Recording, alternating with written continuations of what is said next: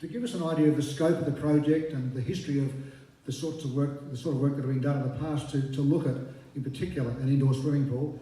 I now invite Mark McShane, Chief Executive Officer of the City of Mount Gambier, to come forward and give us a bit of that history and look at the concept that's being looked at now. So please welcome Mark McShane.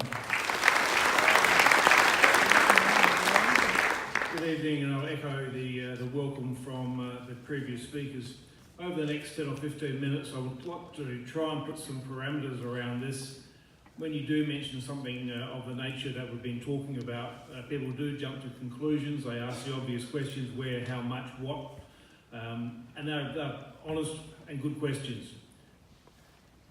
I'll try and provide some of those answers tonight within the parameters of some of the work that we've done previously. So, researching our fairly extensive record system at Council, this investigation goes back to 1983. 35 years this community has been talking about not an indoor pool, but an indoor recreation facility. I think we need to make the clear difference here. This is not about a pool, this is about an indoor recreation and sport complex. Reports go back to 83, there was a further report in 95, and the most recent report from 2006-2007, as Mayor Lee has said, that was a very comprehensive report, and it still stands the test of time. In fact, I was talking to the person who wrote that report only this afternoon, because he will be re-engaged, or his company will be re-engaged to refresh that report in due course.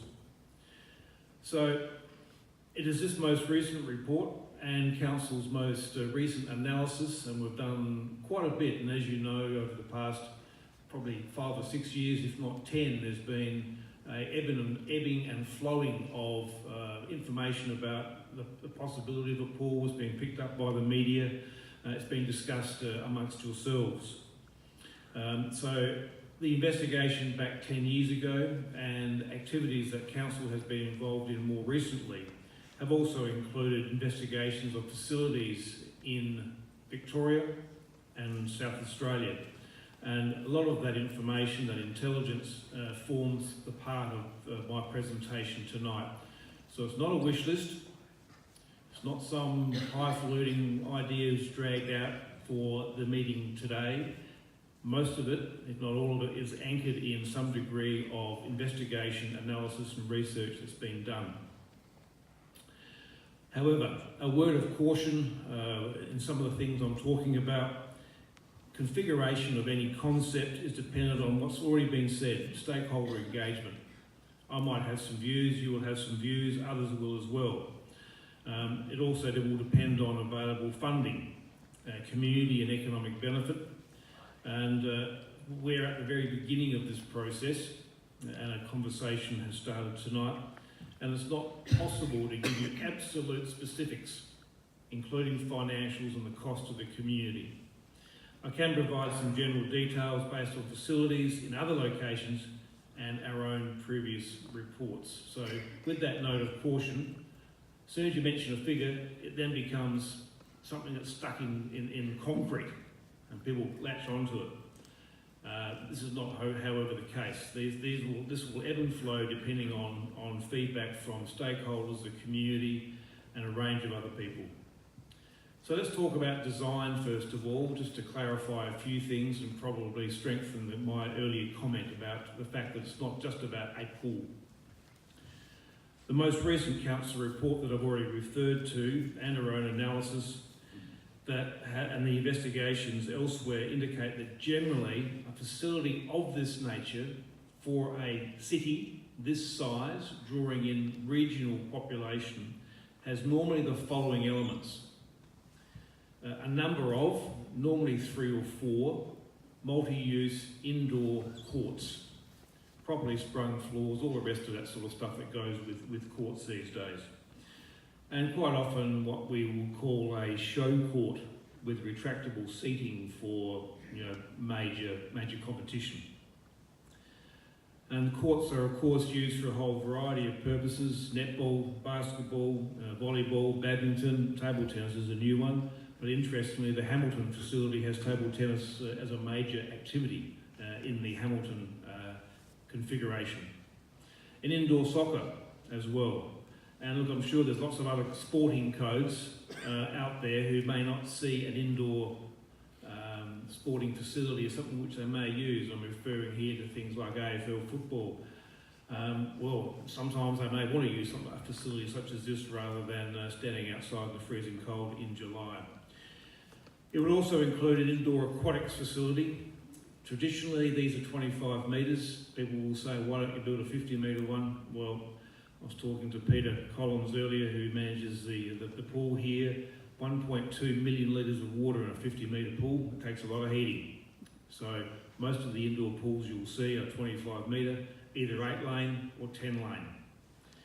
In association with that, there is also normally, and I would suggest, again, looking at models that we've seen elsewhere, I'm sure you've been to places like Hamilton and Portland and Warrnambool and others, a smaller multi-purpose pool, normally warmer, for exercise, learn to swim, aerobics, beach entry, and particularly with access for people with disabilities.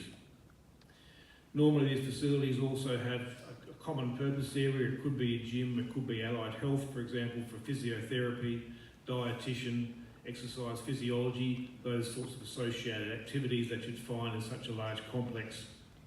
Normally a creche, a kiosk of course, so you can undo all the good work you do in the gym, office and administration, and change rooms depending on the size of the facility, and possibly 2 change rooms depending on just the size and the throughput of such a recreation and sport complex.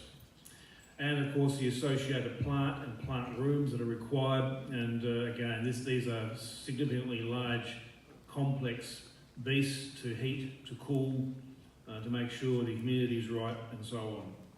And of course these facilities these days also have very significantly large sustainability measures, solar heating, water capture and reuse and so forth.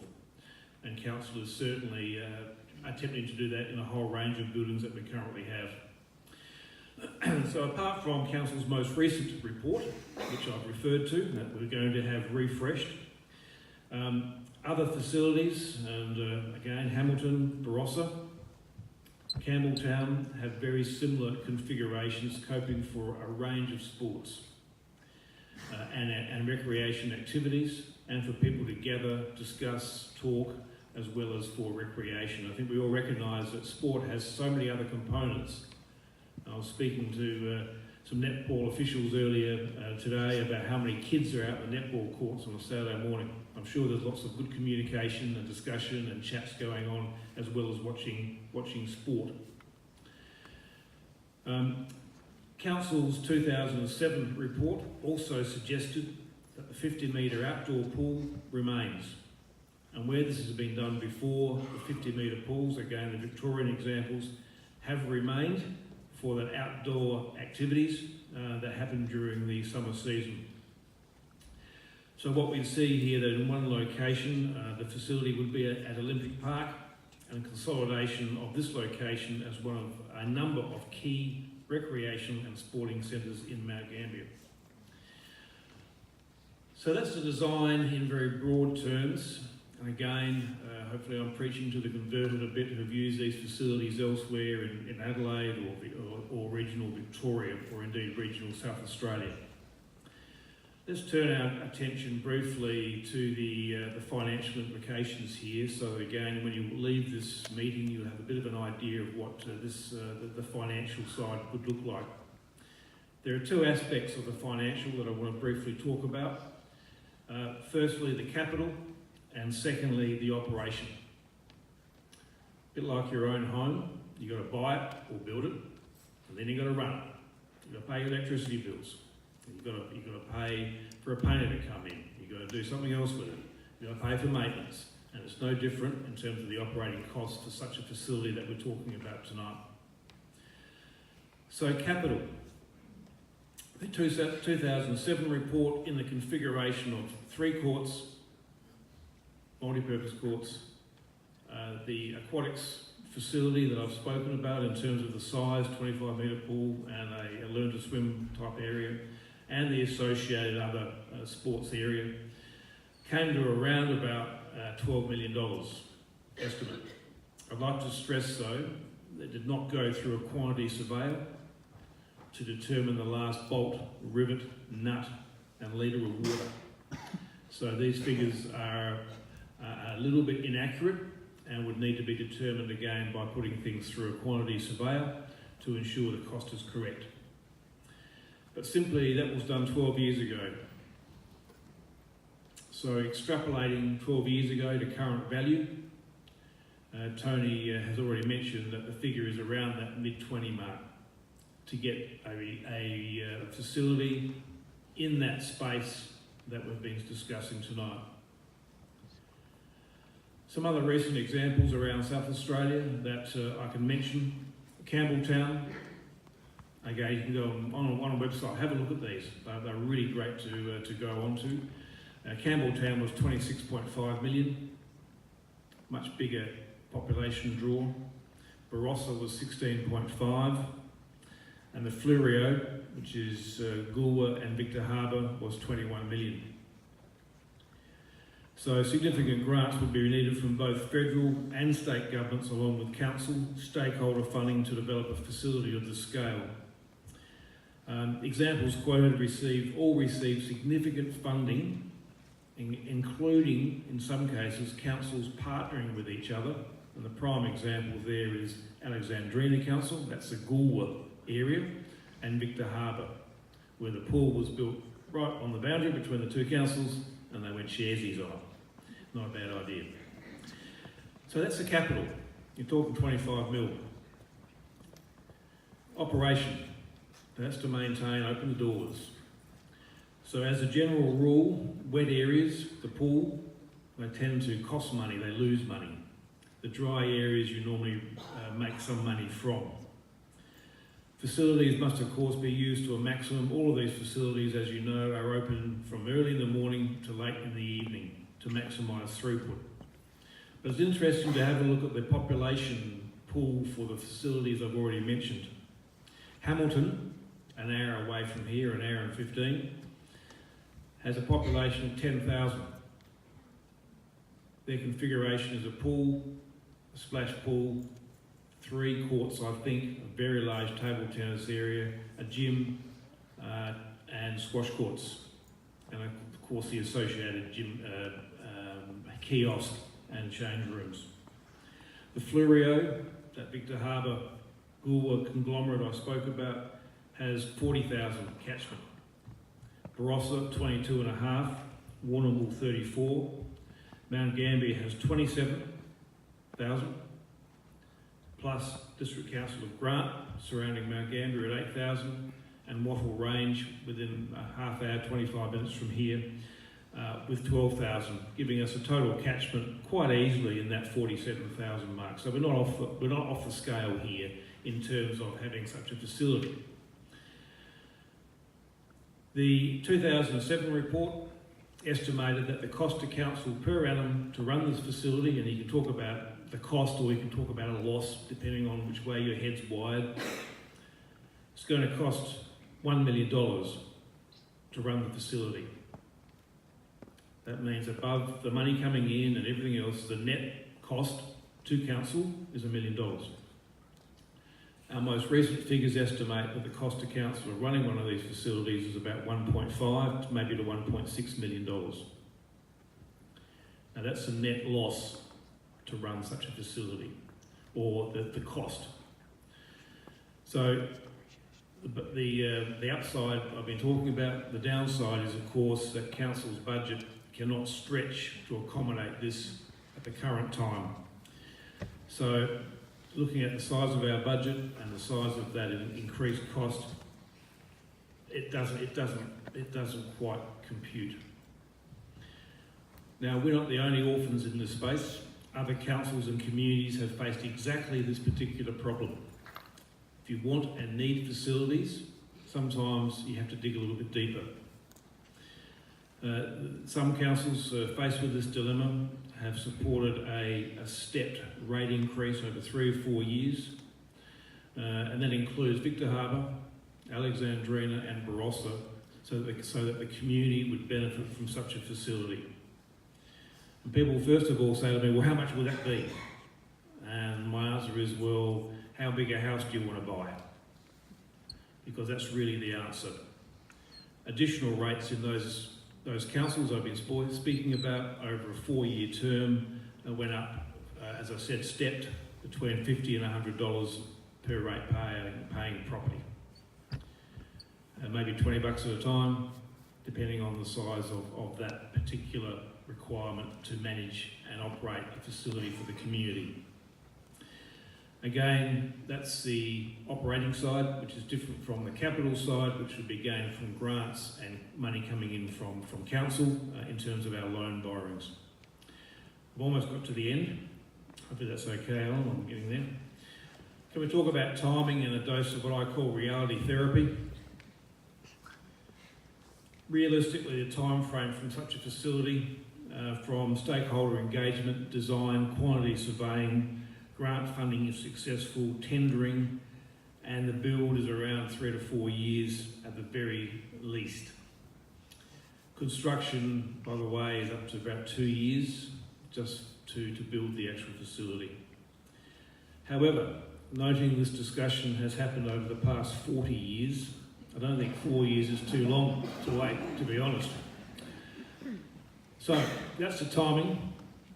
But I think it's important to recognise, while some people in the theatre tonight may not get direct benefit, this is about community good for the next 50 years. So it's not about me necessarily or about you, it's about what the community will be able to use, your kids and your grandkids way into the future. But let's not keep on talking about it for the next 40 years, because there's only one place I'll be ending up, and it won't be at the swimming pool, it'll be one of our other facilities.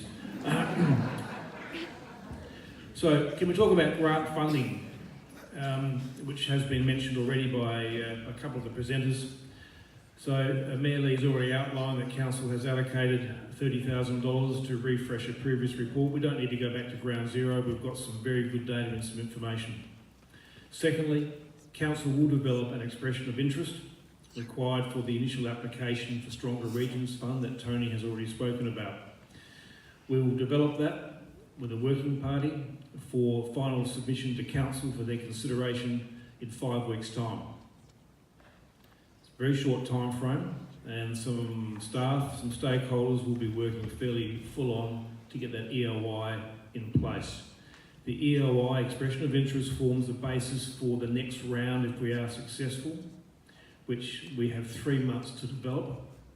So the time frame may well be end of April, EOI goes in. We find out maybe 2 or 3 months later that we've been successful, we hope. We then develop the full bore application in a 3 months' time. If we're successful, and we heard the term, many of you would recognise this being shovel ready. If you get the grant, you've got 12 weeks to start digging. So there's not a lot of lead time. However, if we're not successful, as has been mentioned already, to have that documentation with us, it means we can put it on the table to people. This is not a pipe dream, this is what it would look like. So obviously Council will seek support from others, particularly state government, local stakeholders and other regional councils. So I'll return to some of the comments already made, particularly by Troy in this instance, and I'll return to some reality here, that it will only be delivered with 3 or 4 key things happening. Comprehensive community backing, such as we see here tonight, and the multitude of unable to attend, apologies that we had. 400 or so, hopefully I've listed all their names. And that such a facility, while it's costly to operate, the council and the community will bear the cost of this. We are reliant on successful grants from elsewhere, which we've been talking about. We also must ensure that all feasibility studies and analysis reports are positive. These types of projects tend to grow legs. They start off with forecourts, then they want 5, then we want something else, and ultimately, again, some reality has to come into this. We may need to cut our cloth accordingly. And to support what Troy has already said, collaboration is critical. Some clubs may not get the direct benefit, but this is about Mount Gambier as a city, as the second largest city in South Australia, and what we should and justly deserve in terms of sporting and recreation facilities. And of course, maximising the use of that facility to ensure throughput and all clubs and recreation and sporting people have access to the facilities. That's me done. Thanks, Alan.